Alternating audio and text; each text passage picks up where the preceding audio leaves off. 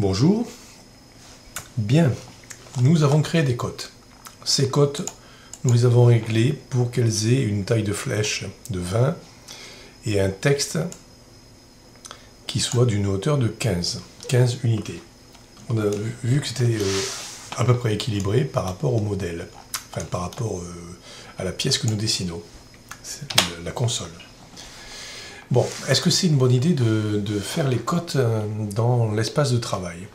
On pourrait le croire, mais avec la mise en page, on va s'apercevoir que ça pose d'autres problèmes, et du coup, c'est pas forcément une bonne idée. Alors, je vous explique cela. Allez dans votre espace de présentation. Pour ma part, j'ai réglé un espace de présentation au format A3, et j'ai fait 3 vues du même objet avec les cotes à différentes échelles. Celui-là, il est à l'échelle 20e. Vous voyez, c'est noté ici. Voilà. Celui-là est à l'échelle 1,5, c'est noté ici, sur la gauche, dans les propriétés. Et celui-là, il est noté à l'échelle 1/5, comme c'est noté ici. Donc nous avons 3 vues du même objet, mais du coup 3 vues des cotes. Ici, elles sont petites, ici elles sont trop grosses, et ici, on va les mesurer, DI. Quelle est la taille de ce texte dans l'espace de présentation? Dans l'espace de présentation, vous voyez, il me dit, votre texte fait à peu près 3 mm de hauteur. Alors, 3 mm de hauteur, c'est bon, c'est peut-être un peu haut. On va dire que c'est plutôt 2 qu'il faudrait, mais bon, c'est pas grave. Là, on n'est pas loin de 8. Vous voyez, il me dit 8, 7, il y a les poussières. Et puis là, DI, espace, de là vers là. Et il me dit 0,7, c'est-à-dire même pas 1 mm. Donc, trop petit, trop gros, à peu près correct. Alors, on va supposer que celui-là est correct. Je vais les garder.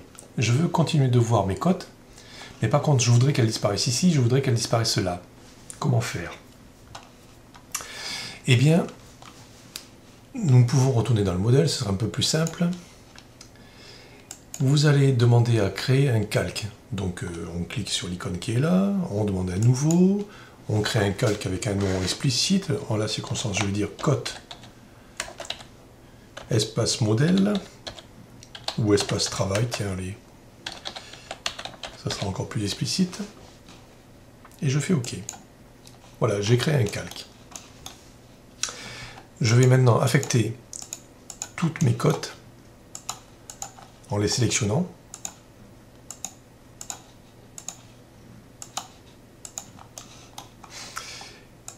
Et je vais les balancer dans le calque cote espace de travail. Tout simplement en allant ici, en déroulant, et je dis tous mes objets sélectionnés, je les balance dans le calque cote espace de travail. Voilà, c'est fait. Vous voyez, je désélectionne en faisant échappe, je sélectionne la console, elle est bien dans le calque 0, et les cotes sont bien dans le calque cote espace de travail.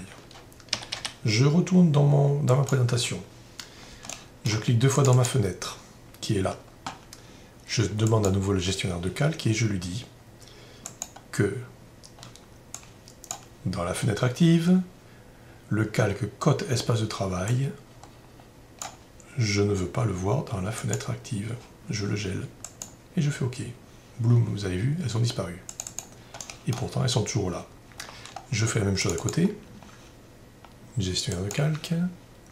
Les cotes espace de travail dans cette fenêtre active, je ne veux pas les voir. OK, elles ont disparu.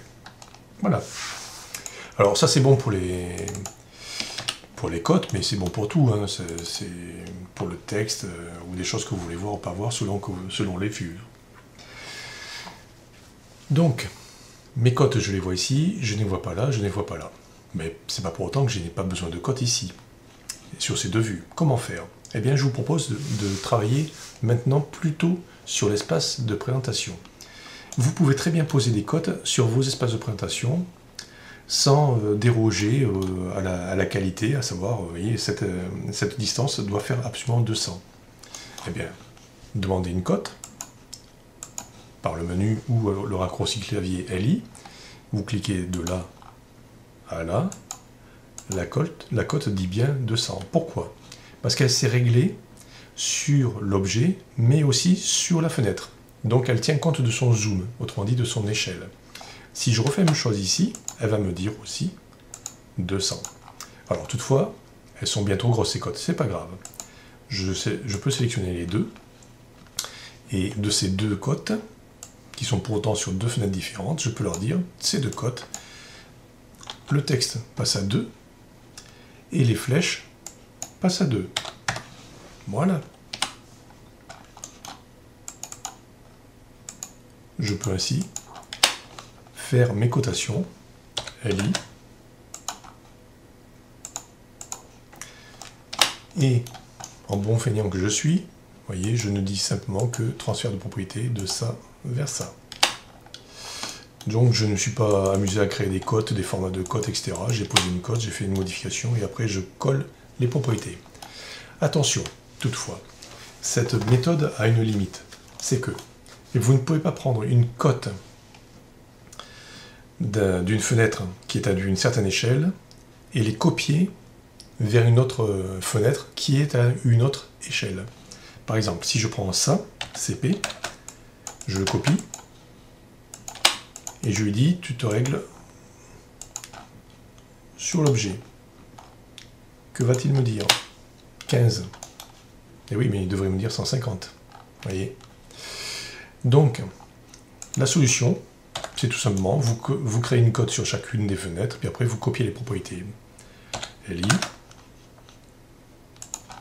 de là à là, modifier, transfert de propriété, de ça vers ça.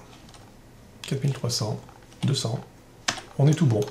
Et vous remarquez que les textes des cotes sont similaires en taille. Donc je me suis permis de travailler dans mon espace de présentation, dans ma mise en page, en ayant des textes homogènes sur des fenêtres qui sont à des échelles différentes. Bien, franchement, plus ça va, moi, personnellement, maintenant vous ferez votre expérience, mais plus ça va, plus je dessine comme ça. Autrement dit, je ne mets plus de texte, ni de cotes dans mes objets. Vous voyez, je vire tout ça. Et plus ça va, plus je pose mes cotes et mes textes dans l'espace de présentation. Mon espace de présentation devient l'espace où je mets en scène, en fait, je mets en scène ce que j'ai dessiné dans mon espace modèle. C'est plus simple pour gérer les tailles de police et avoir un plan plus homogène et plus agréable à lire. Maintenant, comme toujours, vous verrez ce qui vous convient le mieux.